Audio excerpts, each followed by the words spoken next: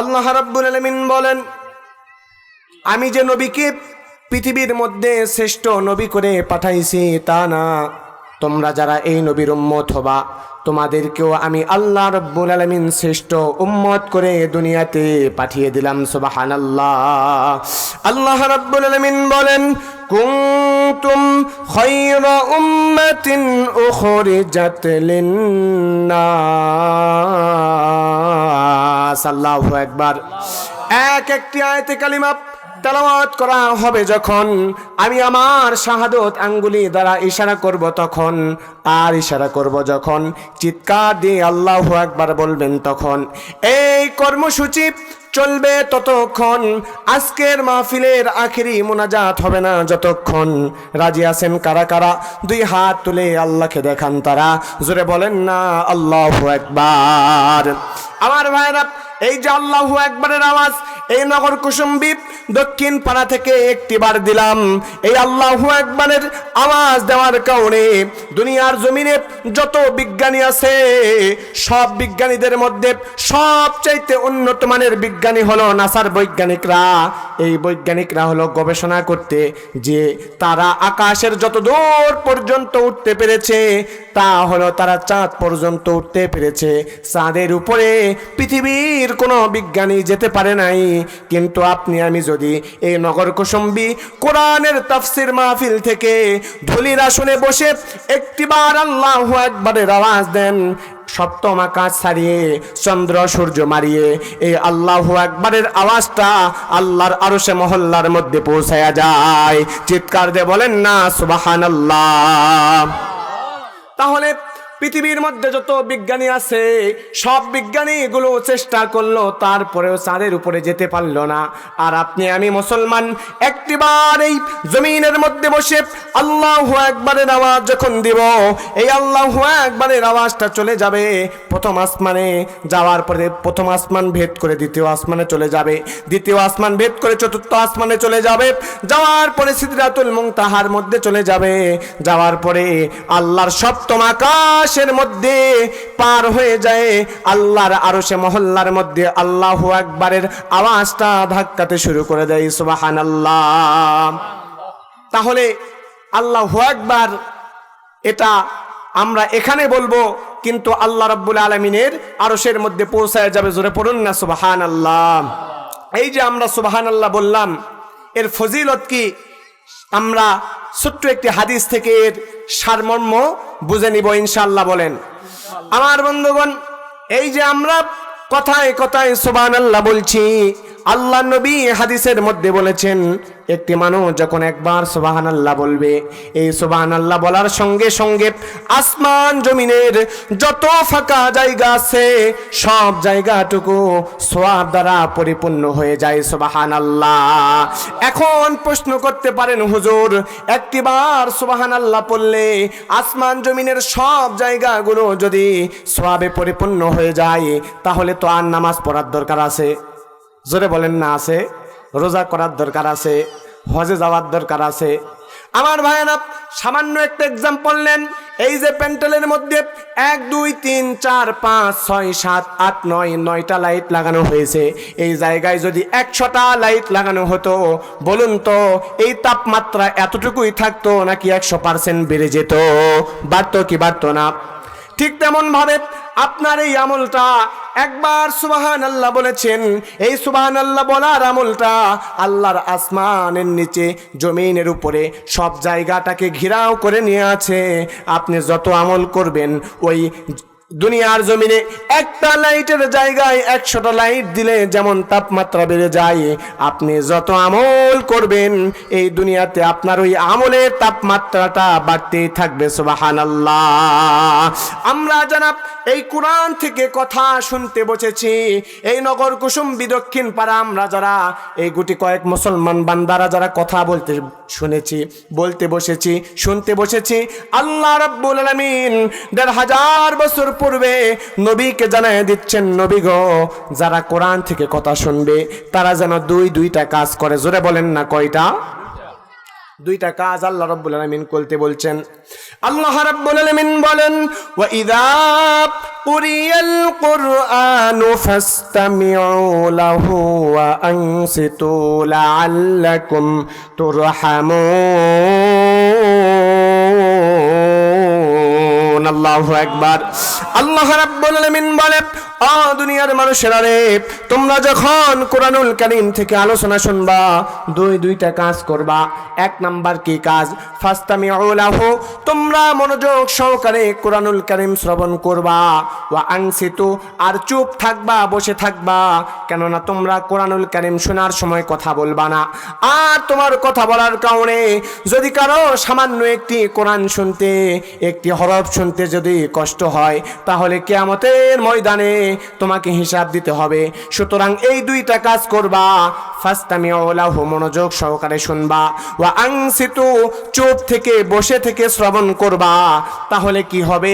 লাআল্লাকুম তুরহামুন, বৃষ্টি যেমন আকাশ থেকে তাড়াতাড়ি পড়ে, যেমন ভাবে পড়ে, আল্লাহ রাব্বুল আলামিন এই দুইটা কাজ করার কারণে আল্লাহর যত রহমত আছে আপনার উপরে নাজিল হতে থাকবে। সুবহানাল্লাহ বললেন না? বাড়িতে যেয়ে বলেন সুবহানাল্লাহ।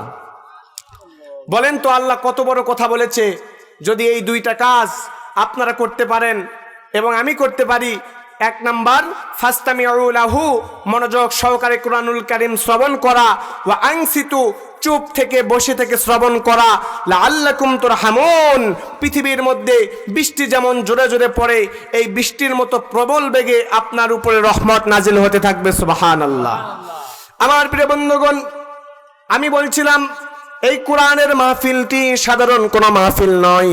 হয়তো আপনারা মাটির মধ্যে বসে আছেন। আচ্ছা বলেন তো, দুনিয়া আর জান্নাত কি সমান নাকি? জোরে বলেন সমান। আল্লাহ নবী বলেন, জান্নাত মানুষ দেখে নাই, জান্নাত কেমন হবে কেউ দেখে নাই।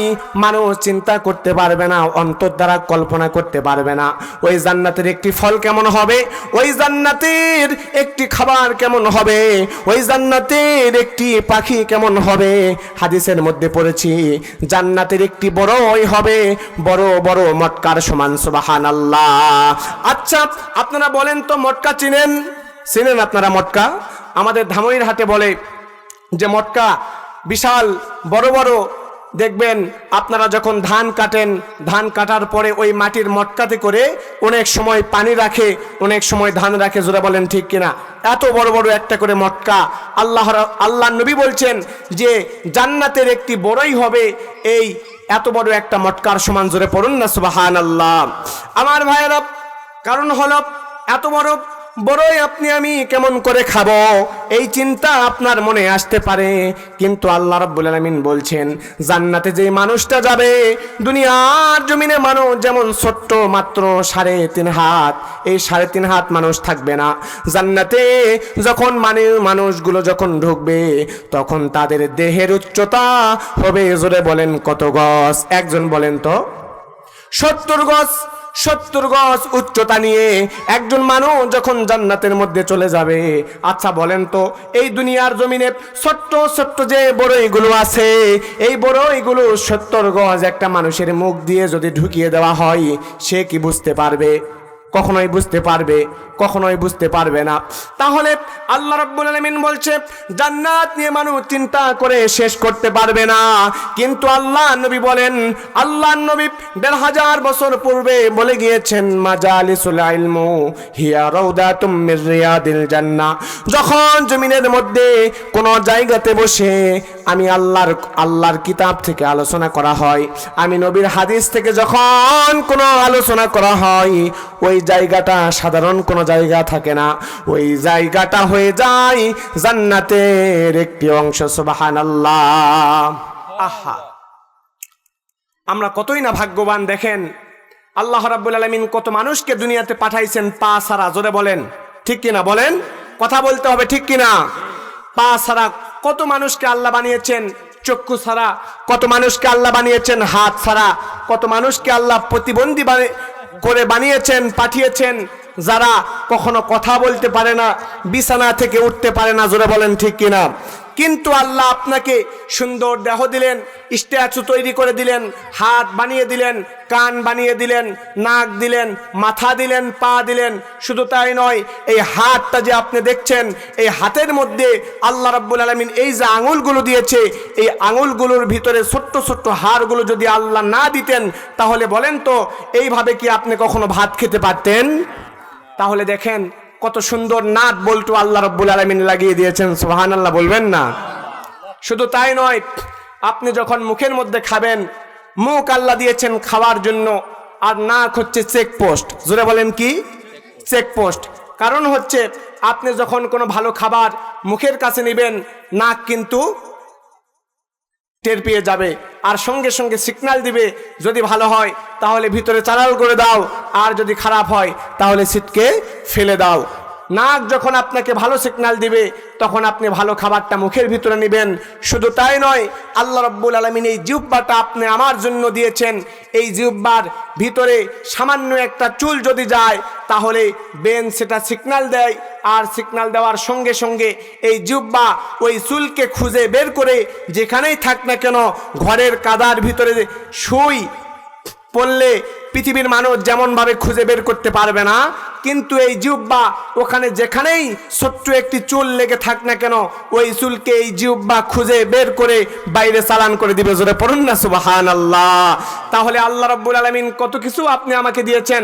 হাত দিয়েছেন, মুরব্বির হাত আছে, আমারও হাত আছে, তার দেহ আছে, আমারও দেহ আছে। কত মানুষের দেহ নাই, কত মানুষের পা নাই, হাত নাই। অনেকের আবার দেখা যায় একটা করে পা 2 মণ ওজন। জোরে পড়ুন না আল্লাহু আকবার। আমি ঈশ্বরদী রেল স্টেশনে যখন যাই, যাওয়ার সময় ঈশ্বরদী রেল স্টেশনে যখন নামার পরে ওই পাশে যখন পার হই, ওভার ব্রিজ দিয়ে যাওয়ার পরে দেখা যায় একজন মানুষ পা নিয়ে বসে থাকে, যার একটি পায়ের ওজন 12 কেজি। জোরে পড়ুন না আল্লাহু আকবার। আমি একদিন জিজ্ঞেস করলাম, চাচা আপনার পাটা কেমন ভাবে এটা হয়েছে একটু আমাকে বলুন তো। চাচা এবার বলছে যে আমার পা এটা আগে ভালো ছিল, পরবর্তীতে একটা টিউমারের কারণে আমার পাটা এত বিকট আকার ধারণ করেছে। জোরে পড়ুন না আল্লাহু আকবার। কিন্তু আল্লাহ আপনাকে ভালো রেখেছেন, সুস্থ রেখেছেন। তারপরেও এই কোরআনের মাহফিলে আমরা যারা এসেছি, আমরা যারা বসে আছি, আমরা তো জান্নাতের বাগানের একটি অংশ। আর যারা মেলাতে ঘুরতেছে, অনেক যুবক আছে দেখবেন যারা মহিলাদের পিছনে ঘোরে। জোরে বলেন ঠিক কিনা? কথা বলেন। আবার অনেক বৃদ্ধ বাবাজিরা আছে দেখবেন, হাতের মধ্যে বিড়ি, মুখের মধ্যে টান দেয়, দেওয়ার পরে, ঠিক কিনা? কথা বলেন ঠিক কিনা? আমার বন্ধুগণ, কোরআনের মাহফিল এটা একটি জান্নাতের বাগান। এখানে আসবেন, কথা শুনবেন, এখান থেকে একটি কথা যদি আপনি নিজের জন্য আমল করার জন্য বেছে নেন, তাহলে এই যে মানুষেরা, কুমটি, সভাপতি, সেক্রেটারি, আমার জাফর হুজুর সহ তিনি এত কষ্ট করেছেন মাহফিলের জন্য, আরও যারা এত কষ্ট করে এই বিশাল সুন্দর কোরআনের মাহফিলটি উপহার দিয়েছেন, এই মাহফিলটি আল্লাহ চাইলে কবুলও করতে পারেন। জোরে পড়ুন না সুবহানাল্লাহ। আমার প্রিয় বন্ধুগণ, আল্লাহ রাব্বুল আলামিন বলেন, আল্লাযীনা ইয়াসতামিউনাল কওলা ফায়াত্তাবিউনা আহসানাহু উলাইকা হাদাহুমুল্লাহ। আল্লাহু আকবার।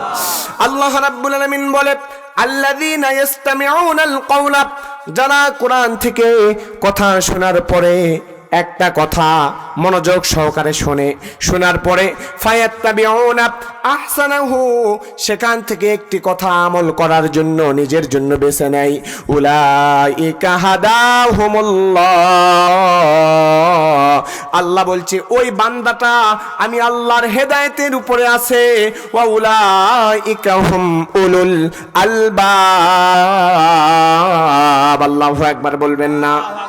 আল্লাহ বলছে পৃথিবীর মধ্যে যত জ্ঞানী আছে, যত মাস্টার আছে, যত ডাক্তার আছে, যত বিসিএস ক্যাডার থাক না কেন, পৃথিবীর মধ্যে যত টাইটেল পাস আছে, কামিল পাস আছে, তারা হয়তো জ্ঞানী হতে পারে, কিন্তু আল্লাহ বলছে উলাইকা হাদাহুমুল্লাহ ওয়া উলাইকা হুম উলুল আলবাব। আমি আল্লাহর কাছে তারাই বেশি জ্ঞানী যারা কোরআন থেকে কথা শোনার পরে আমল করার জন্য একটা কথা বেছে নেয়, তারাই হলো আমি আল্লাহর কাছে বেশি সম্মানী। সুবহানাল্লাহ। তাহলে দেখেন, আমরা যারা কথা শুনছি এখান থেকে একটি কথাও যদি আপনি নিজের জন্য বেছে নেন, তাহলে আল্লাহ রাব্বুল আলামিন বলছেন আমরা হলাম আল্লাহর কাছে সবচাইতে বেশি জ্ঞানী। জোরে পড়ুন না সুবহানাল্লাহ। আমার প্রিয় বন্ধুগণ, আল্লাহ রাব্বুল আলামিন বলেন ইন্নামাল মুমিনুনাল্লাযীনা ইযা যুকিরাল্লাহু ওয়াজিলাত কুলুবুহুম ওয়া ইযা তুলিয়াত আলাইহিম আয়াতুহু যাদাতুহুম ঈমানাও ওয়া আলা রাব্বিহিম ইয়াতাওয়াক্কালুন। আল্লাহু আকবার বললেন না? আল্লাহ রাব্বুল আলামিন বলেন ইন্নামান, নিশ্চয়, মুমিন মানে মুমিন তো তারা, আল্লাযী মানে যারা, ইদা মানে যখন, যুকিরাল্লাহ তাদের সামনে আমি আল্লাহর নাম উচ্চারণ করা হয় তখন তাদের অন্তরটা ভয়ে কেঁপে ওঠে। এর কারণ কি? আল্লাহ কোরআনের মধ্যে যেমন বলছেন আমি আল্লাহর জাহান্নাম আছে, তোমরা যদি খারাপ কাজ করে আমি আল্লাহর কাছে আসো তাহলে আমি আল্লাহ তোমাদেরকে জাহান্নামের মধ্যে ফেলে দিব। এই আল্লাহর নাম শোনা মাত্র যাদের অন্তরটা জাহান্নামের ভয়ে কেঁপে ওঠে, আর যখন ওয়াইদা তুলিয়াত আলাইহিম, আপনারা এদিকে নজর করেন, আল্লাহ বলছেন ওয়াইদা তুলিয়াত আলাইহিম আয়াতুহু, আর যখন মুমিন বান্দাদের সামনে কোরআন থেকে তার আয়াতের ব্যাখ্যা করা হয়, আয়াতের তরজমা করা হয়, যাদাতুহুম ঈমানা, তখন তাদের মুমিন বান্দাদের ঈমানটা বৃদ্ধি পেয়ে যায়, ওয়া আলা রাব্বিহিম ইয়াতাওয়াক্কালুন। আল্লাহু আকবার। আল্লাহ বলছে তখন তাদের ঈমান বৃদ্ধি পেয়ে যায়, আর তারা আমি আল্লাহর উপরে যখন ভালো সময় আসে তখন তারা ভরসা করে, যখন তাদের উপরে বিপদ আসে তখন তারা ধৈর্য ধারণ করে, অর্থাৎ ভালো সময় খারাপ সময় সব সময় তারা আল্লাহর উপরে নির্ভর করে চলে। সুবহানাল্লাহ। তাহলে এই আয়াতের ভিতরে আল্লাহ রাব্বুল আলামিন তিনটা বিষয়ের প্রতি লক্ষ্য রেখেছেন এবং বলেছেন, এক নাম্বার, আমি আল্লাহর কথা, আমি আল্লাহর নাম শোনার পরে যাদের অন্তরটা ভয়ে কেঁপে ওঠে। দুই নাম্বার, ওয়াইদা তুলিয়াত আলাইহিম, আমি আল্লাহর কোরআনের আয়াত শোনার পরে যাদের অন্তরে ঈমান বৃদ্ধি পেয়ে যায়, ওয়া আলা রাব্বিহিম ইয়াতাওয়াক্কালুন, আর যে বান্দাগুলো তাদের রবের প্রতি কি করে, সব সময় ভরসা করে, নির্ভর করে, তারা হলো উলাইকা হুমুল মুফলিহুন, তারাই হলো সফল কাম, তারাই হলো জান্নাতি মেহমান। জোরে পড়ুন না সুবহানাল্লাহ। আমার প্রিয় বন্ধুগণ, আমরা যে কোরআন থেকে কথা বলতে বসেছি, এই কোরআনের আয়াত থেকে যদি আমরা তাফসীর করা শুরু করে দেই, এখন থেকে কিয়ামত পর্যন্ত আমরা যদি তাফসীর করা শুরু করে দেই, জোরে বলেন তো আল্লাহর কোরআন থেকে তাফসীর করে করে কি শেষ করা যাবে? জোরে বলেন না, যাবে? আল্লাহ রাব্বুল আলামিন বলেন ওয়ালাউ আন্না মা ফিল আরদি মিন শাজারাতিন আকলামু ওয়াল বাহরু ইয়ামুদ্দুহু মিন বাদিহি সাবআতু মিন আবহুরিম মা নাফিদাত কালিমাতুল্লাহ ইন্নাল্লাহা আজিজুন হাকীম। আল্লাহু আকবার বললেন না? আল্লাহ রাব্বুল আলামিন বলেন ওয়ালাউ আন্না মা ফিল আরদি মিন শাজারা আকলামু ওয়াল বাহরু, আল্লাহ বলে আমি আল্লাহর কোরআনের তাফসীর করতে গিয়া তামাম পৃথিবীর গাছগুলোকে যদি কেটে কলম বানানো হয়, সমুদ্র মহাসমুদ্র নদী নালা খাল বিল যত পানি আছে সব পানিগুলোকে একত্রিত করে যদি কালি বানানো হয়, তারপরেও বৃক্ষ নামক কলম দিয়া আমি আল্লাহর কোরআনের তাফসীর যদি লেখা শুরু করে দেওয়া হয়, তাহলে কলমের আগা ক্ষয় হয়ে যাবে, পৃথিবীর সব পানি নামক কালিগুলো ফুরিয়ে যাবে, তারপরেও আল্লাহর কোরআনের ব্যাখ্যা তরজমা তাফসীর করে করে শেষ করা যাবে না। সুবহানাল্লাহ। শুধু তাই নয়, আল্লাহর একটা নিয়ামতের শুকরিয়া আপনি করে করে শেষ করতে পারবেন না।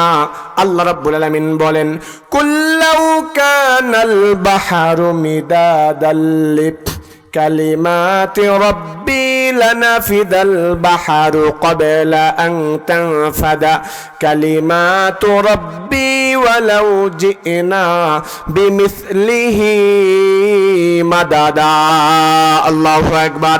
আল্লাহ বলছেন আমি আল্লাহর প্রশংসা করতে গিয়ে পৃথিবীর যত সমুদ্র আছে সব সমুদ্রকে যদি একত্রিত করার পরে ওই কালিগুলো সব কালিগুলোকে একত্রিত করে তোমরা যদি আমি আল্লাহর প্রশংসা লেখা শুরু করে দাও, আমি আল্লাহর একটা নিয়ামত চোখ, এই চোখের প্রশংসা তোমরা যদি লেখা শুরু করে দাও, কিয়ামত হয়ে যাবে, সব সমুদ্রের পানি নামক কালিগুলো ফুরিয়ে যাবে, আমি আল্লাহর প্রশংসা করে শেষ করতে পারবে না।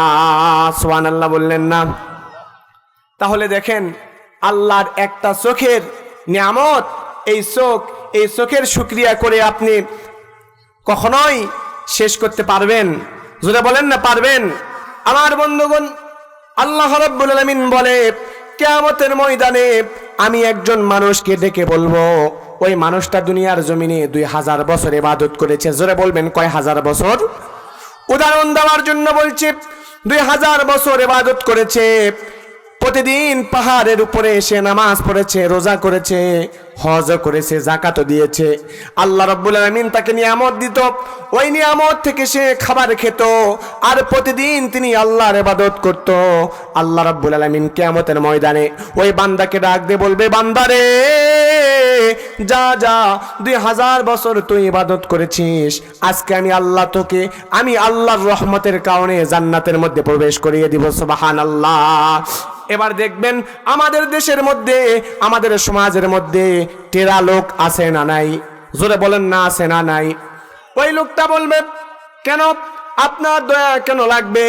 2000 বছর আমি ইবাদত করেছি, আমি আমার ইবাদতের কারণেই তোমার জান্নাতের মধ্যে ঢুকবো, তোমার দয়ার প্রয়োজন নাই। জোরে পড়েন না নাউজুবিল্লাহ। আল্লাহকে বলবে তোমার দয়ার প্রয়োজন নাই। আল্লাহ বলবে, বান্দারে ঠিক আছে তুমি ইবাদত করেছো, আমি তোমার কথার সঙ্গে একমত পোষণ করছি। এবার আমি আল্লাহ তোমাকে যে চোখ দুইটা দান করেছি, এই চোখের নিয়ামতের শুকরিয়া স্বরূপ তুমি 2000 বছর ইবাদত করেছো, আমার এই চোখ এক পাল্লায় উঠিয়ে দিলাম, আর তোমার 2000 বছরের ইবাদতের সওয়াব আর এক পাল্লায় উঠিয়ে দিলাম।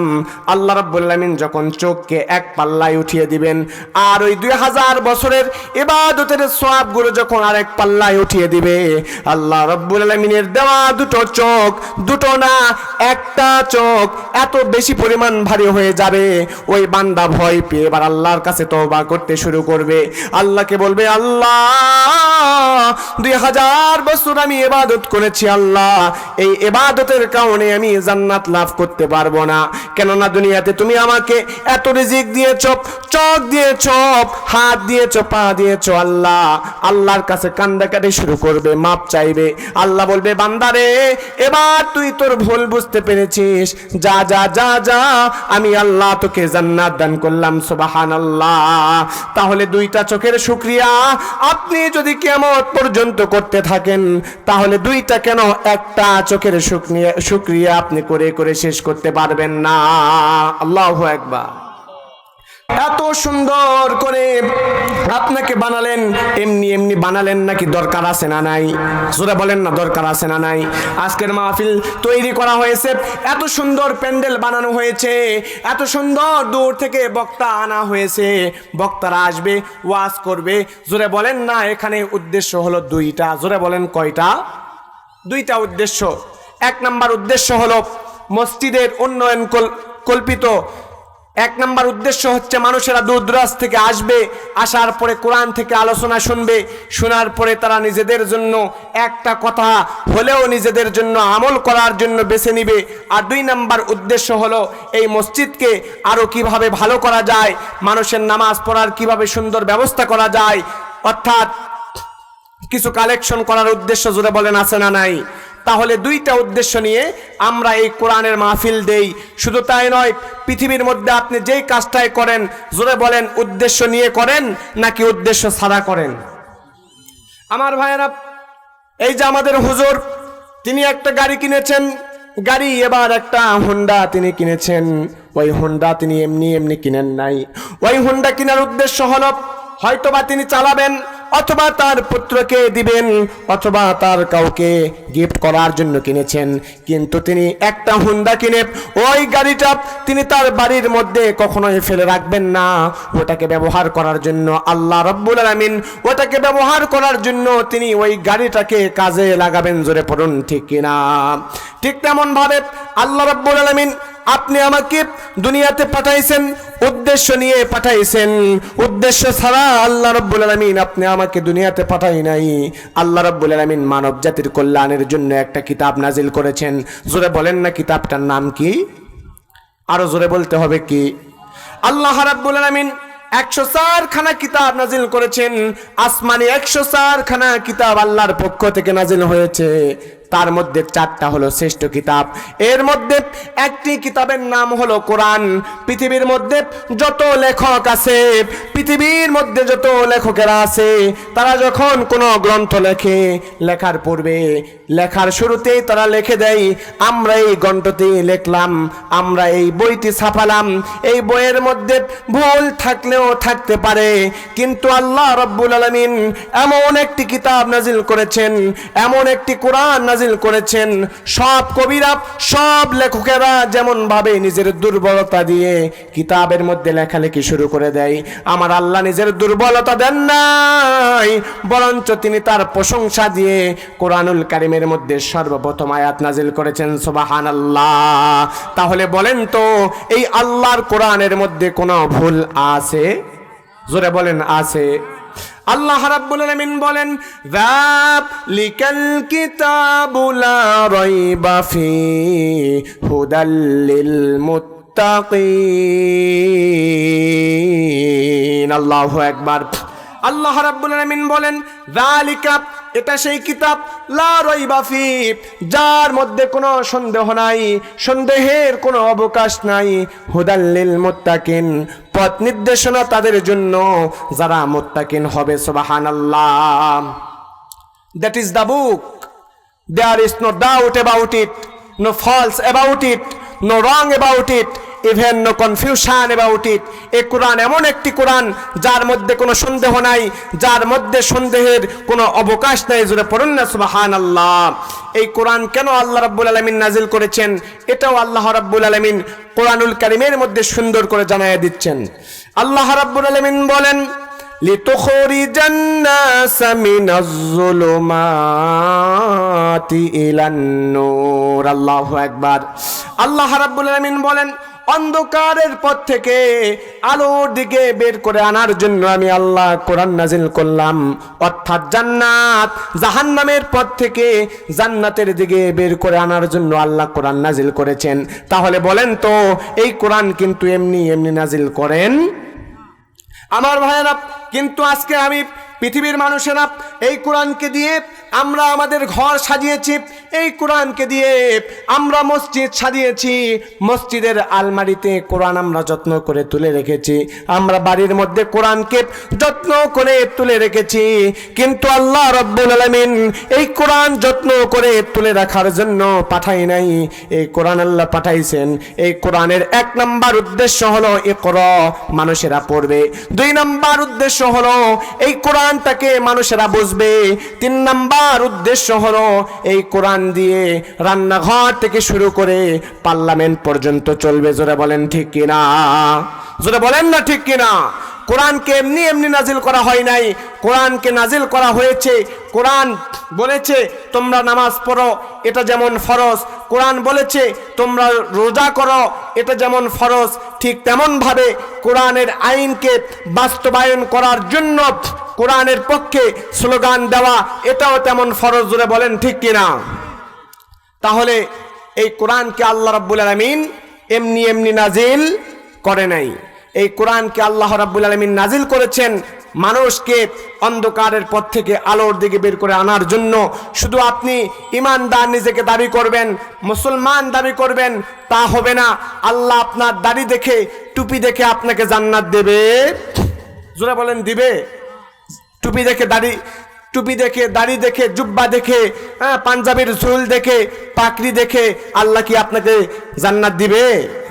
আল্লাহ রাব্বুল আলামিন বলেন আহাসিবান নাসু আইয়ুতরাকু আইয়াকুলু আমান্না ওয়া হুম লা ইউফতানুন। আল্লাহু আকবার। আমার প্রিয় মুসলমান ভাইরা নজর করেন, আল্লাহ বলছেন ও দুনিয়ার মানুষ, তোমরা ঈমান এনেছো, এই কথা বললেই আমি আল্লাহ তোমাদেরকে ছেড়ে দিব না। দুনিয়ার জমিনে তোমাদেরকে ঈমানের পরীক্ষা দেওয়া লাগবে। জোরে বলেন, কি দেওয়া লাগবে?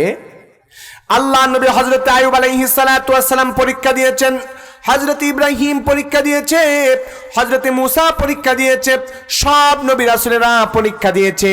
সুতরাং আমরা যারা মুসলমান দাবি করব, ঈমানদার দাবি করব, আমাদেরকেও দিনের জন্য, ইসলামের জন্য পরীক্ষা দেওয়ার দরকার আছে না নাই? আল্লাহ রাব্বুল আলামিন বলেন মাসালুল্লাযী নাত্তাখাযু মিন দুনিল্লাহি আউলিয়া কামাসালিল আনকাবুত। আল্লাহু আকবার। আল্লাহ রাব্বুল আলামিন বলে ও দুনিয়ার মানুষেরা রে, আমি আল্লাহকে ছাড়া অন্য কাউকে অভিভাবক হিসেবে গ্রহণ করবে যারা, কামাসালিল আনকাবুত, মাখরাসার মতোই দুর্বল তারা। এখন আল্লাহ কোরআন নাজিল করলেন মানুষের উপরে, মাখরাসার নামে কেন আয়াত নাজিল করলেন? জোরে বলেন, কারণ আছে না নাই? কারণটা হলো আল্লাহ বলছে তোমাদের অভিভাবক হলেন আমি আল্লাহ, সুতরাং তোমরা আমি আল্লাহকে অভিভাবক হিসেবে মেনে নাও। দুনিয়ার আর কাউকে তোমরা অভিভাবক হিসেবে মানতে পারবা না। কথাটা আমি বক্তার নাকি? জোরে বলেন, কার? তাহলে আমাদের অভিভাবক কে? জোরে বলেন না কে? বৃষ্টির প্রয়োজন হয় যখন আল্লাহ রাব্বুল আলামিন আসমান একজন ফেরেশতা নাজিল করেছে, ওই ফেরেশতার মাধ্যমে জমিনে বৃষ্টি বর্ষণ করায়। তখন আমার বন্ধুগণ নজর করেন, একটি বছর 2026 সালে আল্লাহ রাব্বুল আলামিন আসমান থেকে বৃষ্টি বর্ষণ যদি নাজিল করে দেয়, বৃষ্টি বর্ষণ যদি আল্লাহ রাব্বুল আলামিন বন্ধ করে দেয়, তাহলে বলেন তো পৃথিবীর মধ্যে যত বড় বড় নেতা আছে, যত বড় বড় বিজ্ঞানী আছে, আর যত বড় বড় ডাক্তার আছে, মাস্টার আছে, বিসিএস কেডার আছে, পৃথিবীর সব মানুষেরা মিলে সমুদ্র সৈকতের পাশে দাঁড়িয়ে থেকে দক্ষিণ আফ্রিকার যত বোমা বারুদ আছে, প্রতি সেকেন্ডে 1 লক্ষ বোমা বারুদ যদি আকাশের দিকে মারতে থাকে আর বলতে থাকে বৃষ্টি দেশ না কেন, বৃষ্টি দেশ না কেন, বৃষ্টি দে, বৃষ্টি দে, চিৎকার দিয়ে বলেন তো একটি ফোঁটা বৃষ্টির পানি আকাশ থেকে তারা নামাতে সক্ষম হবে? পারবে? পারবে? তাহলে বৃষ্টি দেওয়ার ক্ষমতা যাদের নাই, যে মানুষদের বৃষ্টি দেওয়ার ক্ষমতা যে মানুষেরা রাখে না, ওই মানুষের তৈরি আইন দিয়ে বাংলার মুসলমান কখনো দুনিয়াতে চলতে পারে না। জোরে বলেন ঠিক কিনা? জোরে বলতে হবে ঠিক কিনা? আমরা মানব রচিত আইন মানি না, মানব না। আইন দেওয়ার অধিকার একমাত্র আল্লাহর। আল্লাহ রাব্বুল আলামিন জমিন সৃষ্টি করেছেন, আসমান সৃষ্টি করেছেন, মানুষকে সৃষ্টি করেছেন, সুতরাং আইন দিবে তিনি। আসমান সৃষ্টি করেছেন যিনি, জোরে বলেন আইন দেওয়ার অধিকার কার?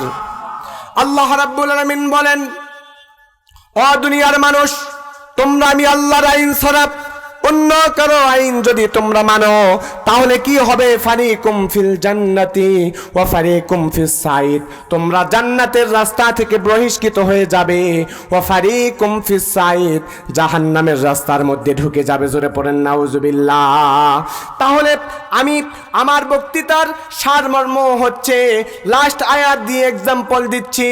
আমাদের অভিভাবক হলেন আল্লাহ।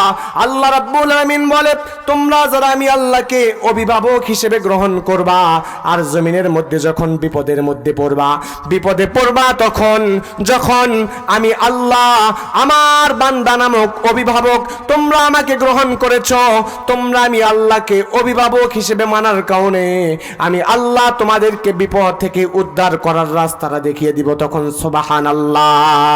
আমার ভাইরা আর একটা এক্সাম্পল দিব। জোরে বলেন। আপনারা বলবেন নৌকার মাঝি কি কখনো বিমান চালাইতে পারে? জোরে বলেন না পারে।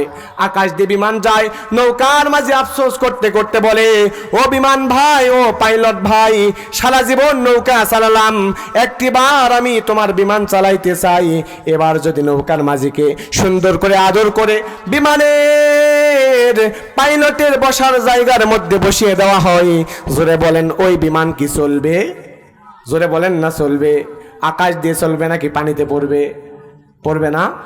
তাহলে নৌকার মাঝি যেমন বিমান চালাইতে পারে না, আল্লাহ তৈরি করা মানুষের আইন দিয়ে দুনিয়ার মানুষেরা মুমিন বান্দারা কখনোই চলতে পারে না, ঠিক কিনা?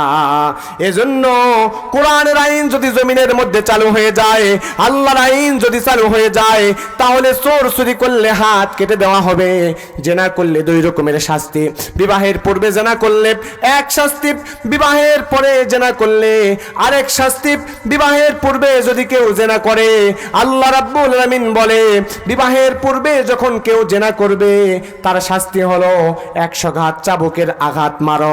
100 ঘাত মারতে গিয়ে 80টা মারার পরে সে যদি মারা যায়, বিবাহের পূর্বে জেনা করে ফেলার কারণে তোমরা যদি মারা যায়, 80টা মারার পরে যদি মারা যায়, তাহলে তোমরা তার লাশের উপরে 20টা মারো। আর যদি সে বেঁচে যায়, তাহলে বিবাহের পূর্বে যৌবনকে সামাল দিতে না পেরে সে জেনা করে ফেলেছে, তোমরা তাকে আর মেরো না, তোমরা তাকে ছেড়ে দাও। আর বিবাহের পরে যদি কেউ জেনা করে ফেলে, তাহলে তার আর কোনো নিস্তার নাই, সঙ্গে সঙ্গে 1 বুক পর্যন্ত পাথরের মধ্যে মাটির মধ্যে গেড়ে দাও, আর চতুর্দিক দিয়ে পাথর নিক্ষেপ করে তাকে হত্যা করো। জোরে বলেন তো, আইনটা আমি হুজুরের নাকি আল্লাহর? আইনটা কার? তাহলে এত চুরি হয়েছে বাংলার জমিনে, একটি চোরের হাত কাটা হয়েছে। জোরে বলেন হয়েছে?